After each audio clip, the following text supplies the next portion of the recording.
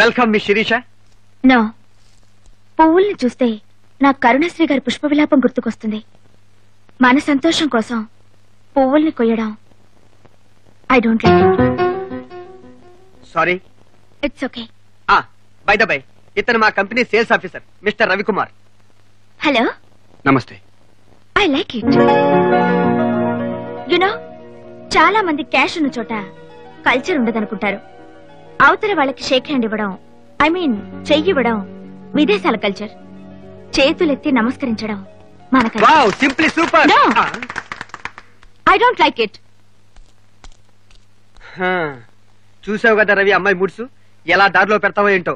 కొంచెం కష్టమే, ట్రై చేద్దాం. Excuse me. Look madam, I'm only 19. Miss Sirisha. That's nice. Sorry, మా company turnover. No no no, ఇది business time కాదు. Exactly, అందుకే నేను విషయం గురించి సీరియస్ గా ఆలోచిస్తున్నాను. ఏంటది? మనం రోజు గడ్డి తిని కుడి తాగితే కళ్ళకి ఏ జబ్బులు రావు. Quite interesting. ఎలా చెప్పగలవు? Very simple. ఏ జంతువు కళ్ళజోడు పెట్టుకోదు కదా.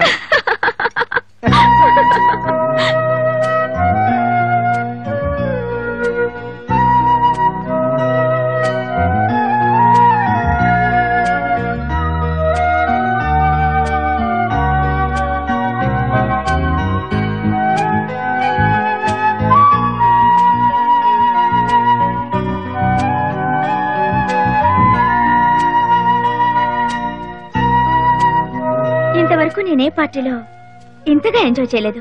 Thank you mister Ravi. Welcome. Miss Sirisha. Ravi గారిని రేపు మీరు నా బంగ్లాకి పంపించండి. బిజినెస్ డీల్ ఫైనలైజ్ చేసుకుందాం. Good night. Good night. Bye.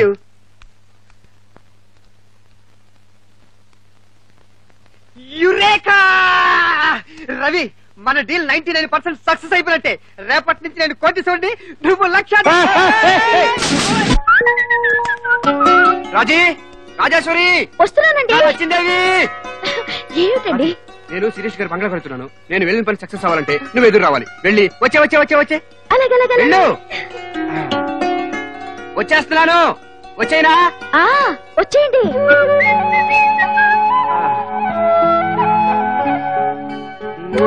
ఏమండి, మీకు ఈ నమ్మకాలు కూడా ఉన్నాయా? అనుకుంటాం గానీ ఈ నమ్మకాలు సెంటిమెంట్లు మనిషిని స్టడీగా నిలబడతాయి. అయితే క్షేమంగా వెళ్ళి క్షేమంగా తిరిగి రండి. అదేంటే క్షేమంగా వెళ్ళి లాభంగా తిరిగి రండి అనాలి కదా. మీరు క్షేమంగా రావడమే నాకు లాభంగా వచ్చినట్టు. మిస్ శిరీష దృష్టిలో పడితే మన జాతకాలే మారిపోతాయి. మొత్తం అంతా లాభమే. బాబాయ్, వెళ్ళొస్తాను. Okay okay, I will come and finalise it. నమస్తే మిస్ శిరీష. నమస్తే. Welcome mister Ravi. రండి, కూర్చోండి.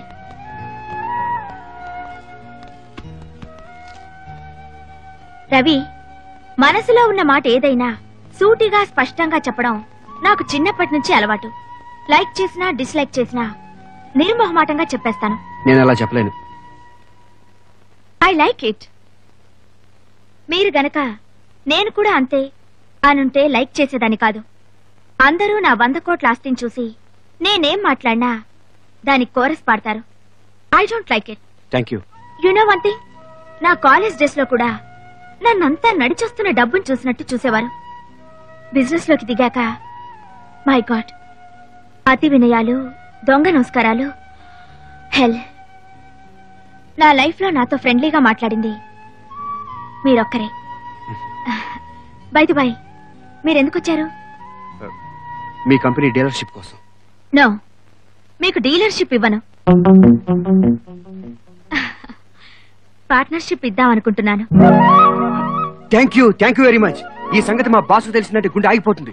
నేను పార్ట్నర్షిప్ ఇస్తానంటుంది బిజినెస్ లో కాదు, మరి లైఫ్ లో. అర్థం అవుతున్నట్లే ఉంది కానీ ఏమీ అర్థం అవట్లేదు. మీ స్మైల్, మీ స్మార్ట్నెస్ ఆడపిల్లల్ని కలవరపరుస్తాయి. అరే, అచ్చం మా ఆవిడ కూడా ఇదే మాట ఉంటుంది. అంటే మీకు మ్యారేజ్ అయిపోయిందా? అవును. Bad luck. మ్యారేజ్ అవుతుంది, బ్యాడ్ లక్ ఎలా అవుతుంది? మీకు కాదు, నా బ్యాడ్ లక్. మీకు మ్యారేజ్ కాకుండా ఉంటే నేను మిమ్మల్ని పెళ్లి చేసుకునేదాన్ని. శిరీష్ నన్ను పెళ్లి చేసుకుంటే 100 కోట్ల ఆస్తి వస్తుంది. అరే రే, పెళ్లి అయిపోయిందని అవసరంగా కమిట్ అయిపోయానే. ఇప్పుడు ఎలా? నాకు పెళ్ళయింది కానీ కొన్ని కారణాల వల్ల మా ఆవిడికి విడాకులు ఇచ్చేశాను. రియలీ? అవును, పెళ్ళైన వెంటనే విడాకులు ఇచ్చేశాను. I like your frankness. నేను మిమ్మల్ని తొలి చూపులోనే లవ్ చేశాను. పెళ్ళయిందని చెప్పగానే నా ప్రేమ ఫెయిల్ అయిందనుకున్నాను. అయితే నన్ను పెళ్లి చేసుకోవడానికి మీకేం అభ్యంతరం లేదుగా? అవును, అభ్యంతరం ఏముంది? అందులోనూ మా ఆవిడికి విడాకులు కూడా ఇచ్చేశానుగా.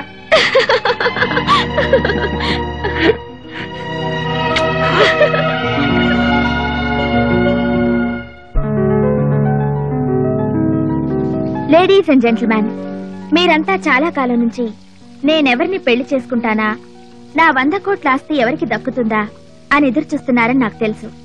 Now I would like to introduce my would be husband, mister Ravikumar.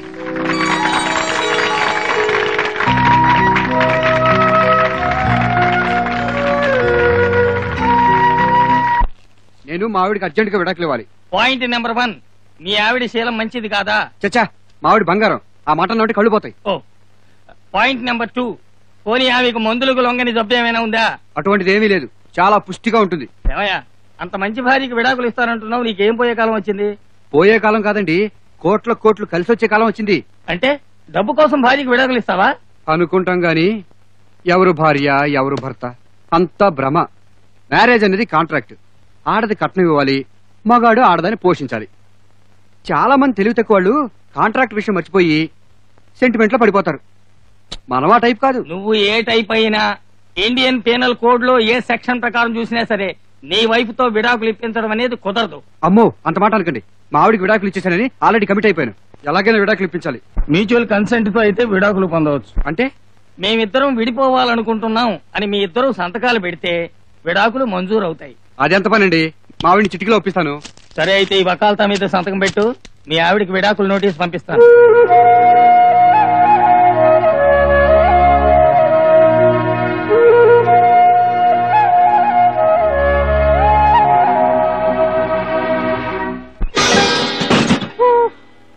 అనుకుంటాం గాని అనుకున్నంత తేలిక కాదు.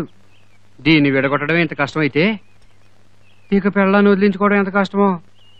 కష్టమైన తప్పదు. అమ్మో,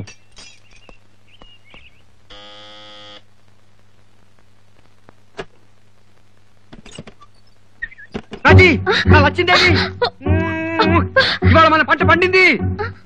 ఇందులో నా తప్పేం లేదు, అంతా నువ్వేదో రావడం వల్లే. ఏం జరిగిందండి? మన కోట్లు కోట్లు ఆస్తి వచ్చి పడుతోంది. ఇందులో నా తప్పేం లేదు, అంతా నువ్వేదో రావడం వల్లే. అసలు ఏమైందండి? నేను సిరీస్ దృష్టిలో పడ్డాను. ఇందులో మీ తప్పేం లేదు, అంతా నేను ఎదురవడం వల్లనే. కరెక్ట్. అసలు ఏమైందో చెప్పండి. నేను ఇలా వెళ్ళానా, నువ్వు నాకు ఇలా ఎదురొచ్చావు. ఆ తర్వాత ఏమైంది? నేను లోపలికి వెళ్ళిపోయాను, మీరు బయటకు వెళ్ళిపోయారు. నువ్వు లోపలికి వెళ్ళిపోయా, నేను బయటికి వెళ్ళిపోయాను. కాస్త అర్థమయ్యేటట్టు చెప్పండి. అబ్బో, అదంత పెద్ద కథ గాని అసలు. అంత పెద్ద కథ అయితే నేను లోపలికి వెళ్ళి టిఫిన్ తెస్తాను, తాపిగా తింటూ చెప్తారు గాని.